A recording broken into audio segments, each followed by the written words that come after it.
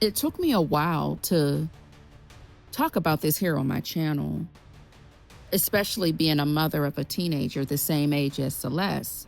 I'm so sorry to Celeste and her family, and prayers to Celeste and her family, because no one should have to carry this type of pain. Celeste deserves safety, love, and a future. The body of Celeste Hernandez, the 15-year-old girl found in the trunk of the car in Hollywood, has been released to her family. The Los Angeles County Medical Examiner confirmed that the teen's body was released for memorial services, and that could mean a cause of death may have been determined, but that information has not yet been released.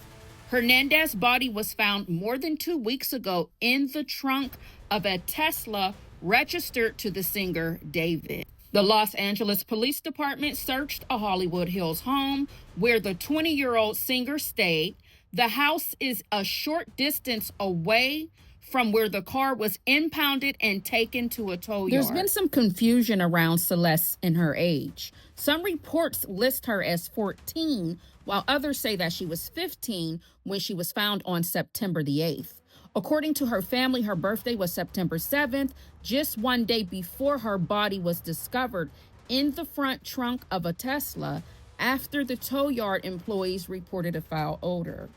Celeste had been reported missing multiple times in 2024, and her family confirmed that she had run away before. Her mother said that she had a boyfriend named David, and there was speculation that she met David through social media. The purpose of today's video is to get into the court of public opinion to see what people feel and what they think about this.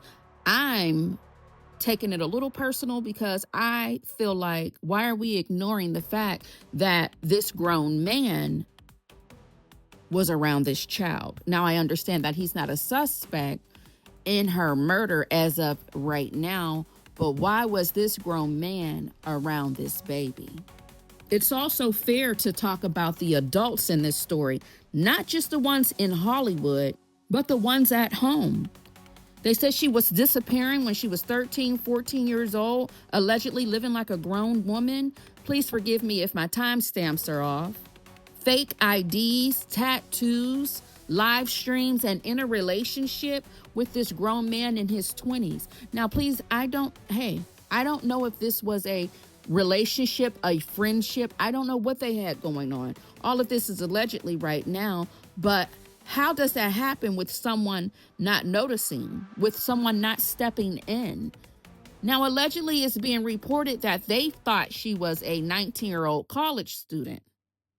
I don't want to blame the parents. It's about asking how another child slipped through the cracks so deeply that she ended up in a Tesla trunk.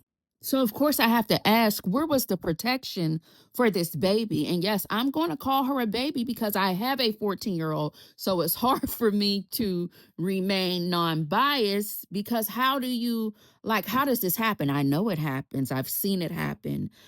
But my God. So, of course, we have questions. Why hasn't David been arrested? Could somebody else in his circle be involved? They say that there's multiple people who had access to his cars. They say friends believe Celeste was his girlfriend and thought she was 19, like I mentioned before, and not 14. Is David hiding something? He hasn't made a public statement. What about the matching tattoos on both him and her finger? What about his sudden move and canceled tour? I mean, does that not add suspicion, or am I crazy? Again, it is a possibility that someone linked to David has something to do with this, but I'm still going to stand 10 toes down on why was he around this 14-year-old baby? So TMZ has a role in the David case, and I know some people have their love and hate relationship with TMZ and Harvey, but there was an early tip-off and family contact. TMZ reportedly received a tip about the Tesla and Celeste's possible connection to David before the LAPD confirmed her identity. And this is when they found out that the mother told them that she has been dating someone named David, but they have never met him. Now, I did watch the podcast with Harvey and Mark called Two Angry Men. Harvey and Mark got into, was it murder or was it overdose? Harvey and Mark debate whether Celeste died from foul play or a drug overdose. Mark is leaning towards accidental death, while Harvey questions the silence from the LAPD and the suspicious circumstances. They also get into Tesla and the camera footage. They reveal that Tesla's internal cameras may hold critical evidence, but LAPD hasn't released any footage. Mark speculates this could either clear David or implicate someone else. Now, party house theory was also brought up because Harvey says that he's very familiar with this neighborhood because he used to live in that area.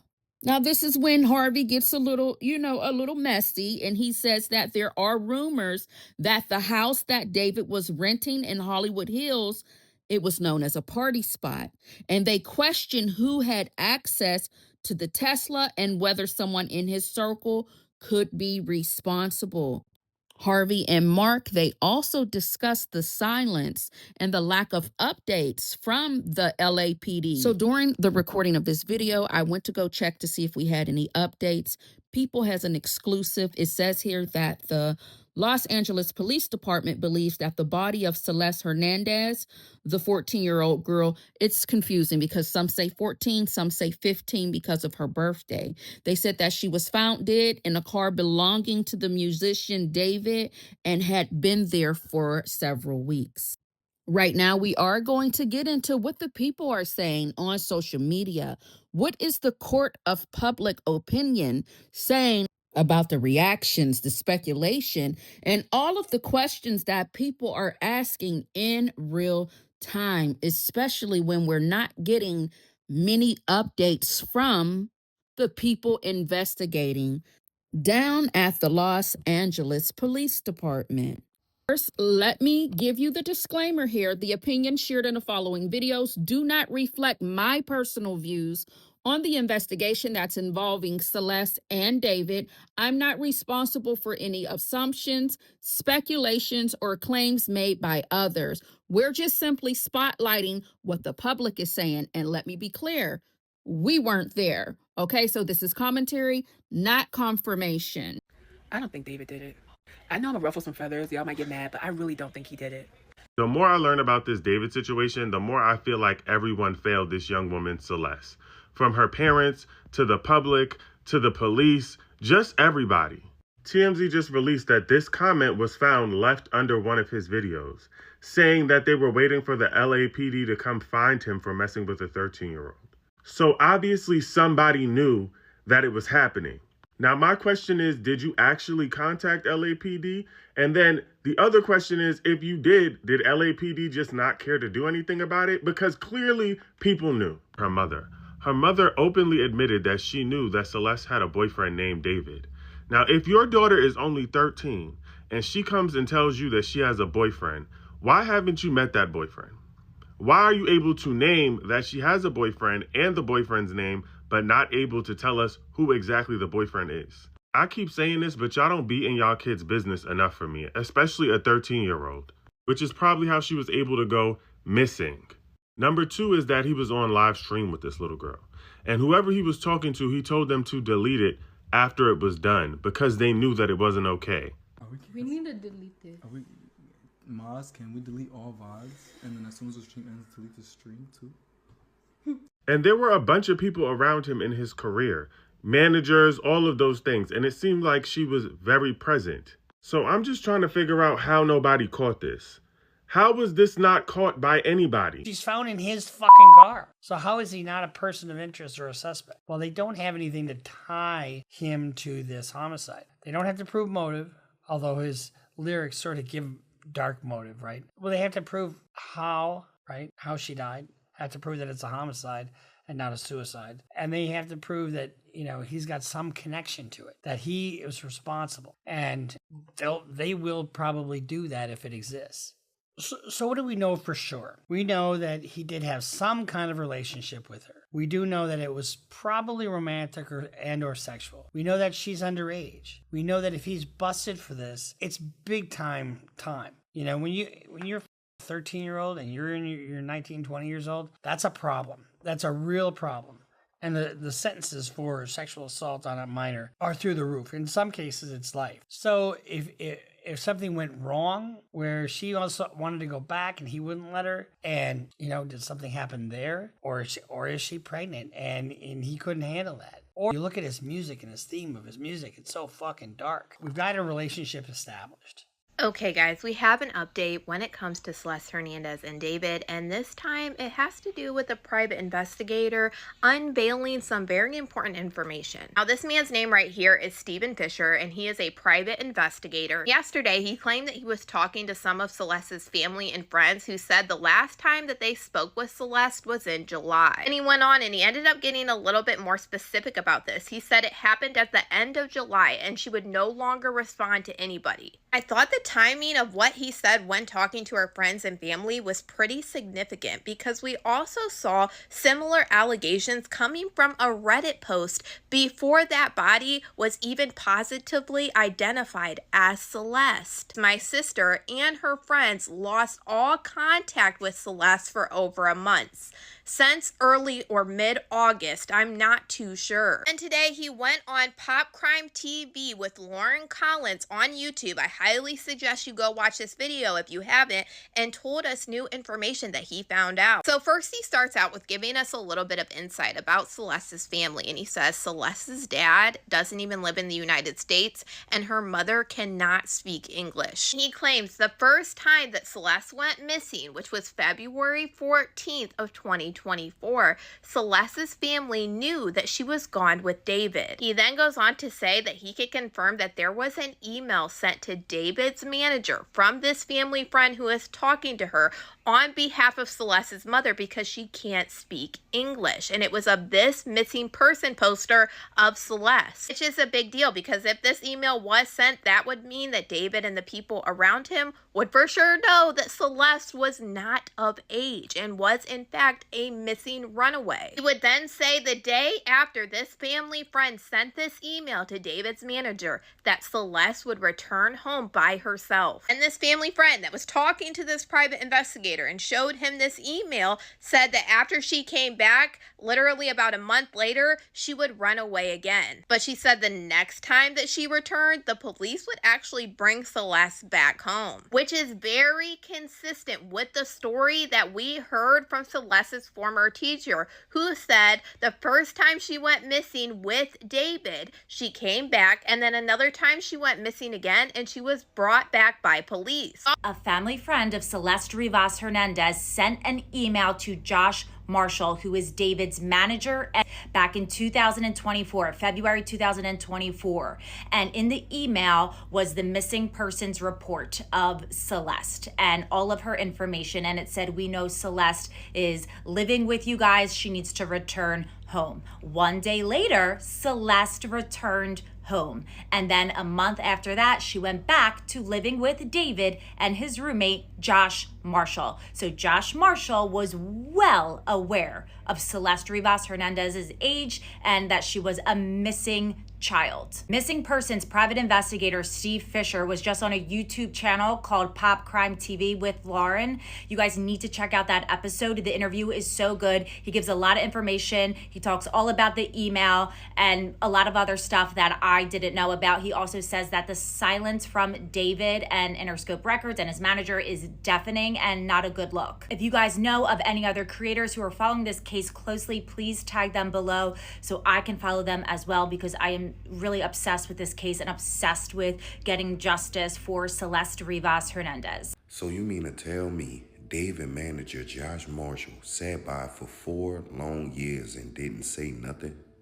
Hi, it's Pincus. So today I decided to do a deep dive on Josh Marshall, especially since there's an alleged comment of his on TikTok. So let's just dive right in and I will let you guys know what I found out. So first I want to start off with his comment, because even though it is very, very logical what he is saying, I still can't take it. I can only take it for face value because he hasn't officially released a statement. So meaning Daily News contacted him. I'm sure Los Angeles Times, TMZ, News Nation, Fox 11, Los Angeles, NBC, ABC, 7 Los Angeles. Like, I'm sure that he has been contacted many and plenty of times. But I don't like the fact that a comment on a TikTok post was how he decided to address this serious situation. And my prayers definitely go out to his family because I can't imagine being in that situation. So I'm just going to give you the things that I have found out about him, and you can decide for yourself if you believe that this is authentically Josh Marshall. So here's the profile that the comment was posted from. And I also want to shout out the 2 creators that I learned this information from, and I'm so happy you guys caught it.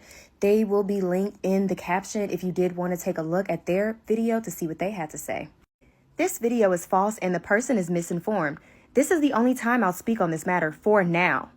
This has been a tough time for my family as I am a father of 3 children. I received no emails and I'm no one's roommate. I lived full-time at home with my wife and kids. My daughter's 14 and this news is affecting so many lives. I never received any emails. I had zero knowledge of anything and I don't live in California. Also, I work remotely 95% of the time and my job doesn't require me to have that much interaction with any of my clients.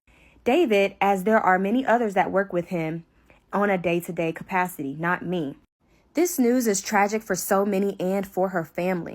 I hope the proper authorities get to the bottom of it soon. And let me remind people, a lot of this is speculation and alleged, which that is a key point. In the meantime, I am with my family helping them emotionally get through the news of this tragedy. Please report on factual information. Signed, Josh Marshall. He also posted, "This is for anyone that has spread misinformation about me that greatly affects myself and my family without any regard for the fact. Also, I hope the creator of this video pins my comment and corrects what she said with the new video and anyone else making false comments or following a narrative about me that isn't true. At Matt," and I can't pronounce his last name. Now, here's what I could find out about Josh Marshall. Here are some facts about him. So Mogul Vision Music, which is his company, is based in New York City, New York, USA. His roster includes management for Alicia, Ruby Rose, Smoke Perp, Lil Mosey, and also, of course, David.